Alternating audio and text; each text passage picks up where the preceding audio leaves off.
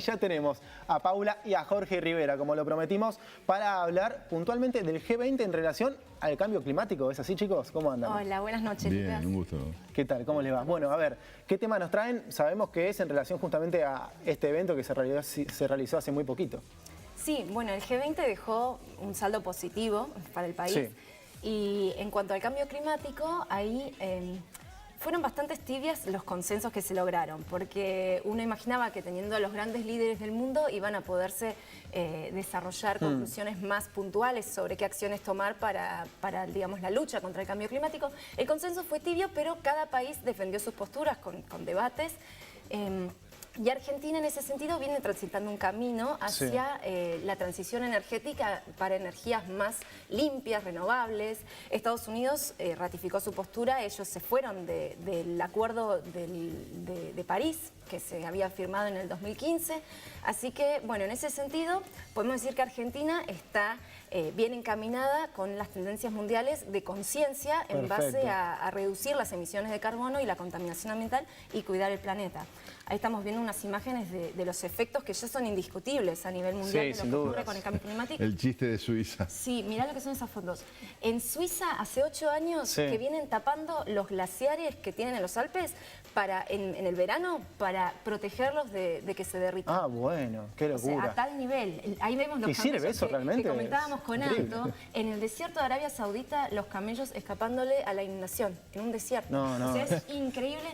Esto está ocurriendo en serio, o sea, esto es que no es parece, chiste, es información. uno ve las imágenes y no sé, cree que puede ser hasta Photoshop, o sea, Son datos. un camello escapando de una inundación en un desierto. Es información. Es un colmo, ¿no? Pareciera. Es información. Es increíble. A ver, y para el televidente que no entiende, porque capaz no está muy al tanto, todos sabemos que el cambio climático es un problema, pero a veces muchas personas repetimos y no sabemos muy bien de qué se trata.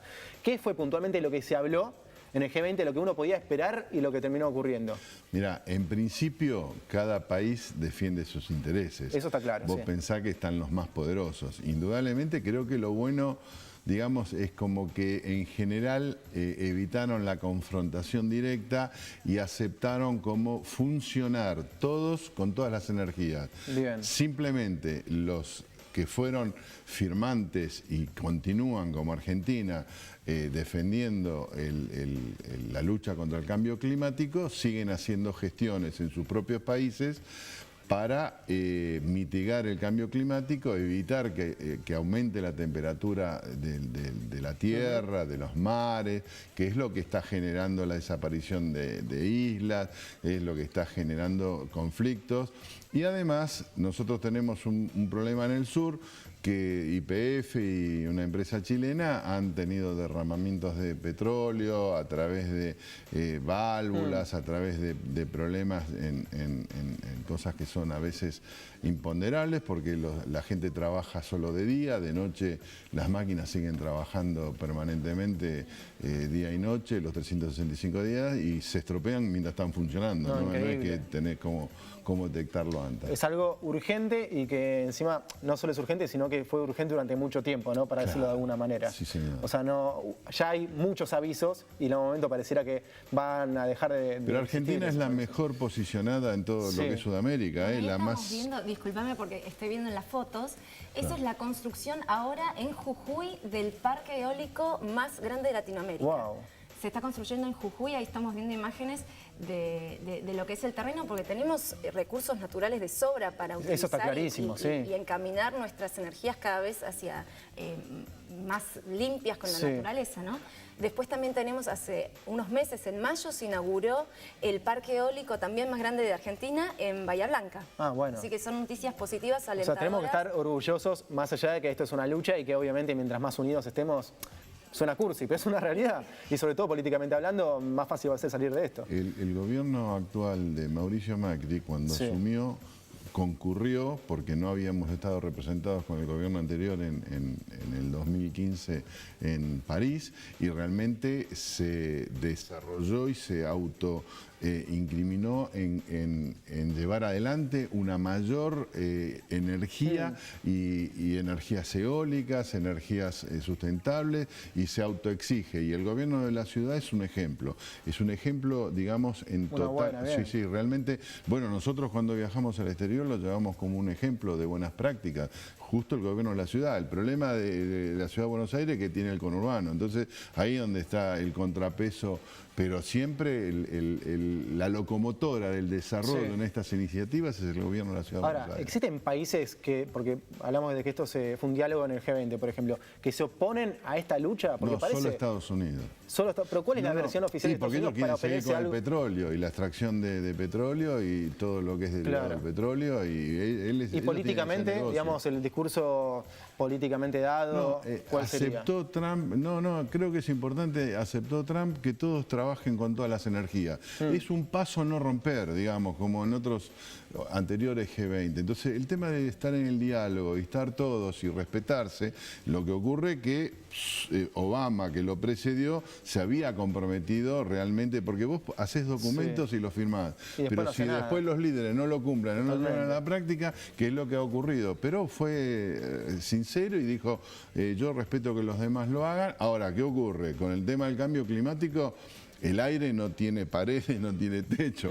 Lo que hacen allá, digamos, todos los amigos del norte de Europa y de Estados Unidos, el hemisferio norte, son los que han generado este comportamiento del planeta. Y los más perjudicados fuimos los del sur, que no habíamos contaminado porque no habíamos alcanzado grados de desarrollo. Pero yo creo que acá lo importante es, mientras hay diálogo, mientras está en la mesa de negociaciones y todo se puede llevar adelante y nadie frena al otro, es positivo porque hay una gran mayoría que va a seguir mitigando el tema y luchando contra el cambio climático. Eso es lo positivo. Y por ejemplo, yo hace poco tuve la oportunidad de hacer un artículo relacionado sobre autos eléctricos.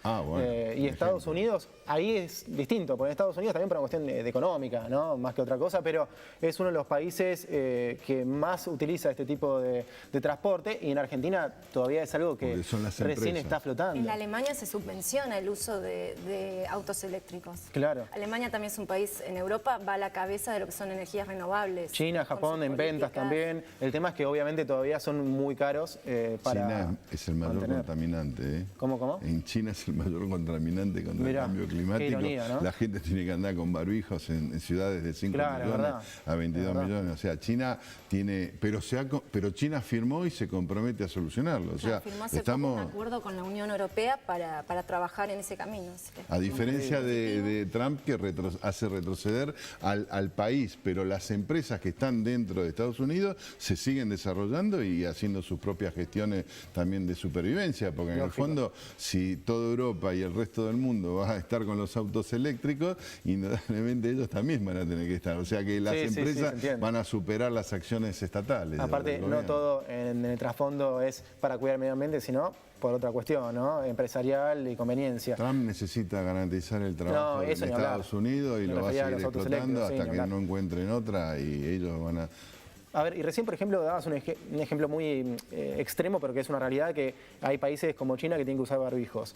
¿En dónde se puede ver afectado el ciudadano argentino? ¿En dónde lo ve o en qué se ve justamente las consecuencias del cambio climático? El ciudadano argentino, yo diría África y Sudamérica, porque el tema es que no es compartimentado. ¿Me explico? Los países que están en desarrollo utilizan todo lo que tienen a su alcance para disminuir el hambre en sus países y generar trabajo. Vos pensás que China en pocos años disminuye la pobreza en China. Digamos, es como decir, la mitad de la humanidad deja de ser pobre. Vos, no es chiste. Y lo cumplen, porque ellos tienen la paciencia china. ¿Me entendés? O sea, ellos tienen, ellos son imperialistas de hace 5.000 años, o sea que ellos tienen una mentalidad y esa paciencia de llegar a los logros. En el siglo XVIII, XIX le decían a Inglaterra, ¿cuándo nos vas a devolver Hong Kong? ¿Cuándo? Y dentro de 100 años, fírmame. Y llegaron a los 100 años y recuperaron Hong Kong. Entonces ellos tienen esa sabiduría, están los genes de China. Están los genes de China y saben que ellos se lo proponen y lo logran, lo están demostrando. Ahora es un mundo bipolar, indudablemente, Estados Unidos y China. Todo lo demás Europa, los demás acompañarán, cacararán, pero indudablemente las decisiones pasan. Lo que realmente valió de Argentina, y esto habla bien de Macri y del gobierno, que generó esa positividad y ese clima donde todos se sentaron a la mesa, nadie rompió, todos firmaron y se sigue negociando. Las negociaciones permanentes, porque se tratan de intereses, se tratan de sus poblaciones, de su trabajo, del negocio de sus empresas, del desarrollo, de alcanzar la robotización, de cómo se educa. O sea, hay un montón de cosas en juego y lo que ellos definen hoy es lo que va a pasar el año que viene. Totalmente. Bueno, chicos, para ir cerrando, y me gustaría resumirlo de esta manera, cosas para estar satisfechos, orgullosos, contentos, por ejemplo, en relación a Argentina y la postura, por lo menos, que tenemos contra lo que es este cambio climático, y las cosas que todavía tenemos que tener cuidado, estar muy atentos y ver cada uno qué puede hacer a favor también un poquito. Exactamente, el trabajo de concientización es súper importante porque desde lo que es la separación de residuos, hay un montón de áreas, el transporte, el uso de la bicicleta, tratar de usar cada vez más el transporte público, la separación de residuos. El gobierno de la ciudad en ese sentido también tiene un Elegir plan. el tacho para tirar la basura es muy simple, es una cuestión de voluntad, nada más verde, negro. Eso viene bien porque la responsabilidad es de todos, no tenemos que esperar todos los gobiernos, Totalmente. tenemos que ayudar. Un granito de arena. Y lo ayudamos. Nosotros siempre defendemos de acá de M20, de nuestra columna de urbanismo, arquitectura, plantemos un árbol. ¿Qué es lo que podemos hacer ya este fin de semana? Plantar un árbol, regalar un árbol y plantarlo. Excelente. Bueno, chicos, muchísimas gracias y creo que el vecino ahora sabe mucho más de lo que es el cambio climático. Muchísimas gracias. Gracias Muchas a vos. gracias a vos.